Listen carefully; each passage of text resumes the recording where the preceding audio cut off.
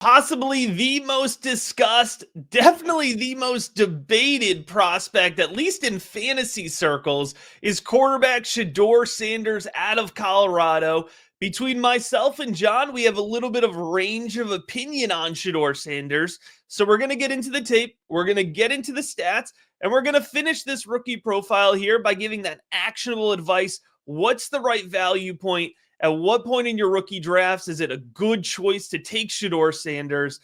John, it's been an interesting journey for Sanders to get to this point, and it starts all the way back in the FCS at Jackson State. Yeah, and I'm going to break down the long journey, but first I'm going to say something. I'm glad that Deion and Sheduer went to Colorado, and I've enjoyed watching them play for the past 2 years. Matt, it had been since the late 80s when Colorado was the number one team in the nation. They lost to Notre Dame in a classic Orange Bowl. Colorado was off the radar at a national level. And I have to give it to Deion and Sheduer. I probably watched 12 games of Colorado football over the last 2 years. It's been a pleasure to watch him. But I have questions about him as a prospect. In high school, he was a 4-star recruit. I was kind of shocked at how productive he was in high school. He completed over 800 passes for 12,627 yards and 166 touchdowns. He also posted a 47-5 record in high school. Upon graduating, he joined his father, Deion, at Jackson State. And he played 2 seasons in Jackson, Mississippi, and became one of the best players at the FCS level. He guided the Tigers to a 23-3 mark and 2 appearances in the Celebration Bowl. And if you don't know, that is the HBCU National Championship game. As a sophomore, he was a finalist for the Walter Payton Award, who is the top offensive player in FCS football. In 2 years there, he connected on 616 of 901 passes for 6,983 yards and 70 touchdowns. More impressively, he only tossed 14 interceptions. But here's something that is going to be a challenge for fantasy fans. He only rushed for 157 yards, but he did score 9 times. In 2023, father and son moved to Colorado after the program was coming off a 1-11 debacle. I mean, no one was watching Colorado other than the faithful alumni that year. They led Colorado to 13 victories in the last 2 years and an Alamo Bowl appearance. And last fall, Sanders was named Big 12 Offensive Player of the Year. He completed 74% of his throws for 4,134 yards and 37 aerial strikes. He won the Johnny Unitas Golden Arm Award. And 2 years ago, Matt, he passed for 3,230 yards and 27 touchdowns while connected on 67% of his passes. He finished his Buffalo's tenure first in career passing touchdowns and 5th in passing yards, and he was only there for 2 seasons. Hey, his resume is impressive, Matt.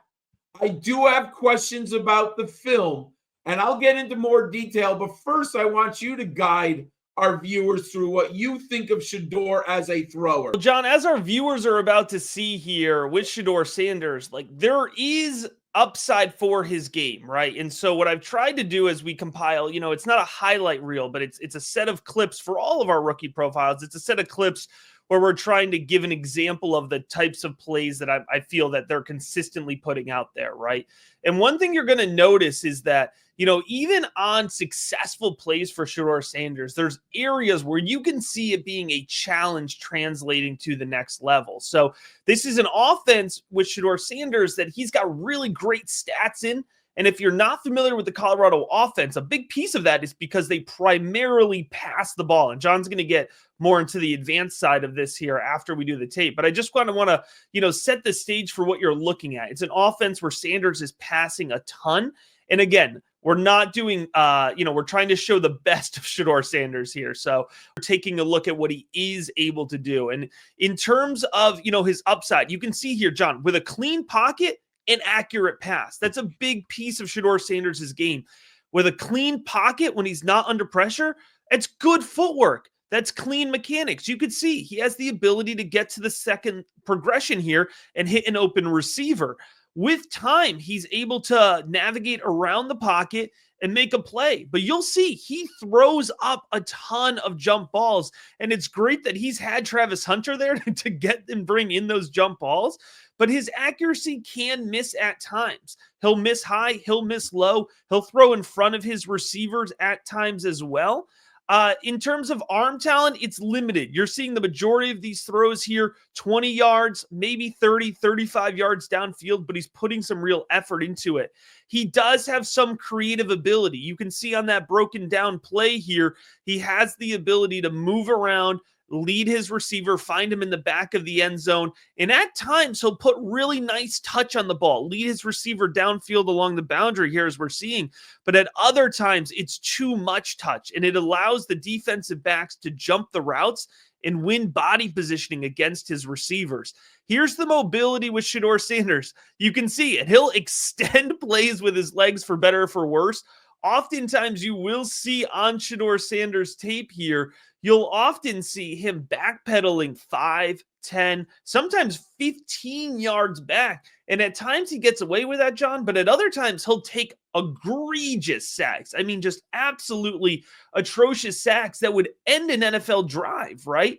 And so if you do that 2 or 3 times per game in the NFL, you're going to find yourself on the bench pretty quickly here, right?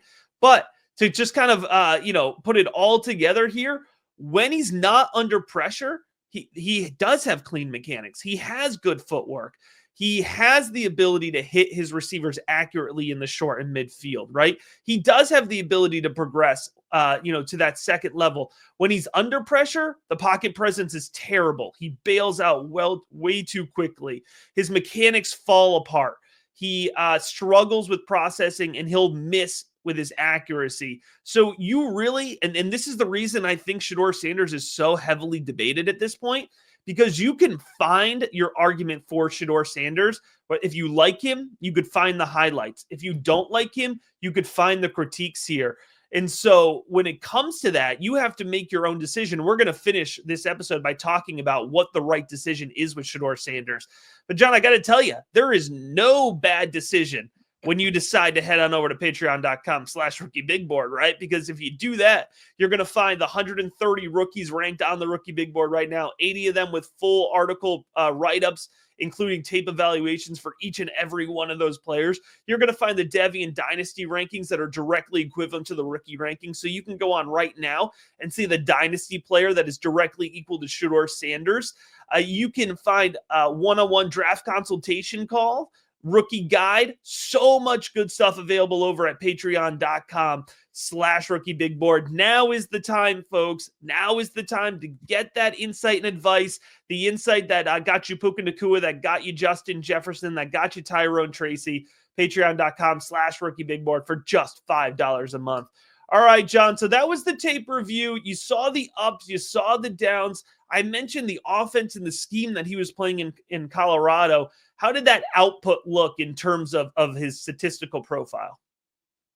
It's complex because before I look at the numbers, I want to discuss when I looked at my notes, because like I mentioned, I watched a ton of Colorado football, and 2 things stood out on the tape. One is he backpedals and takes too many sacks. Like I don't know if we should call it hero ball or if his processing clock, like, does he not have that internal clock, right? 1, 2, 3, get the ball out of your hands. That's my first impression, and that's a problem at the NFL level because those blitzers and pass rushers are going to get to him more often than they did in college. 2, my other thing, on the deep ball, Matt, I thought he threw a lot of big looping passes deep down the field. And when you get those ball hawking safeties at the NFL level, they're going to catch up to those balls. So that's the 2 things that really concern me. And a little more context. Everyone talks about the offensive line at Colorado, and I get it. So I'm not going to repeat what other analysts are saying, but I don't hear people saying this, Matt, and you alluded to it. His receivers bailed him out a lot. We had the Heisman winner there, and we saw a clip. He threw it into triple coverage, and it was caught. That is an interception in the NFL, or that ball's knocked down. So there are some dangerous throws that, because his wide receiver core was so deep, Will Shepard, Jimmy Horn, LeJohntay Webster, the Heisman winner, Travis Hunter, he got bailed out a lot, Matt, and no one talks about that. But my model, and this is where my conundrum is, my model actually says he's pretty good, Matt. So I'm reading my film, and my game analysis does not like him, but I got to be fair with our viewers. His passing efficiency, his yards per attempt, if you see it on screen, completion percentage, touchdown, interception. Matt, he hits all the benchmarks. 160.4 is a really nice passing efficiency. 64-13 touchdown to interception ratio at Colorado. That is very good, everyone. So my model and the film study are in conflict with each other, Matt. He played 50 total games if you take Jackson State and Colorado together. He only played 24. But I'm going to count, because Jackson State's competitive enough at the FCS level. He had the number of snaps, the throws. He's got a lot of experience. Matt, it's a conundrum. And here's what I'll say to our viewers. I will not have Sheduer Sanders because the price tag in dynasty drafts is too high for me. That's just how I manage my team. What do you say to our viewers, Matt, in regard to Sheduer Sanders? Yeah, well, that's what it's all about, right? We're here to analyze the prospect. We're here to analyze the tape and the stats. But at the end of the day, we're here to analyze the price. What's the value? Is drafting Sheduer Sanders going to add value, help you win your rookie drafts, help you win those dynasty fantasy football championships? Because at the end of the day, that's what we're all about here at the Rookie Big Board. And the first thing we need to answer is, where is he going to go in rookie draft, right? At the end of the day, there's a really good chance, whether he deserves, whether it's really justified or not, there's a really good chance he's a top 10 pick. So that is, in terms of NFL draft capital. So that is where he's currently projected in terms of my draft capital. I've said it once, I'll say it plenty of times. I am not going to be shocked if he's not a top 10 pick. Just in terms of a pure grade, he's not a first round pick, talent to me, but quarterback is a position of need. There's a lot that goes along with Sheduer Sanders, right? So let's say, for the purposes of this conversation, let's say he's a top 10 pick. So he gets the absolute best draft capital you can get in my formula. I think even in that situation, he's not a top 4 pick in rookie drafts. In a Superflex rookie draft, he's probably going 105 to 108, right? You got your Tatori McMillan, your Ashton Genty, you have your Cam Ward, right? Your top tier guys. And then so Sheduer Sanders, probably a mid-first round pick.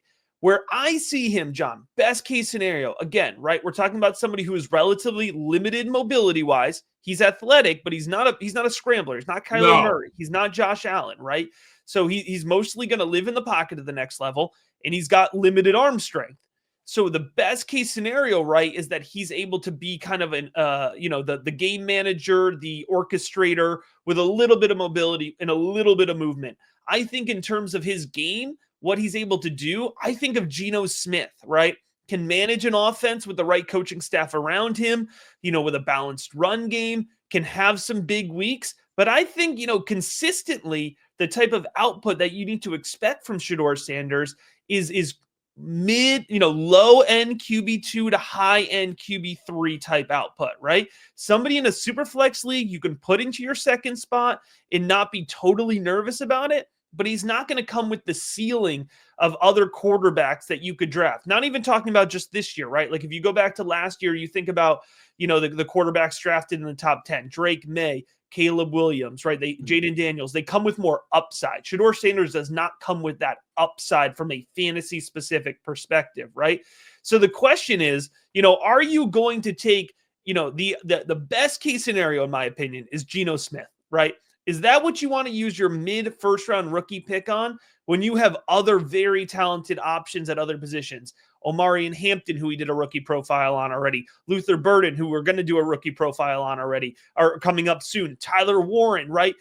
For me, that's a fade, right? I'm not going to have a lot of exposure to Sheduer Sanders. I probably will not have one Sheduer Sanders share because it's just not worth the price. He's 16th right now on the rookie big board. I would use a mid-second round pick because that's how I value that value of a Geno Smith type quarterback. Still valuable, still worth having on your roster. I'm not saying he's not going to be successful in the NFL, but if you're chasing him for fantasy value purposes and you're using the 105, 106, I think you're going to end up very disappointed with your return on value for Sheduer Sanders. But I'm telling you, John, nobody leaves disappointed from patreon.com/rookiebigboard because that is the best value out there to win your rookie drafts. And hey, listen, part of it is not just hyping up the good guys, right? I'm honest. We're honest, John, when it comes to the guys that we don't love, because avoiding those grenades is just as important as nailing on the players that are great, right?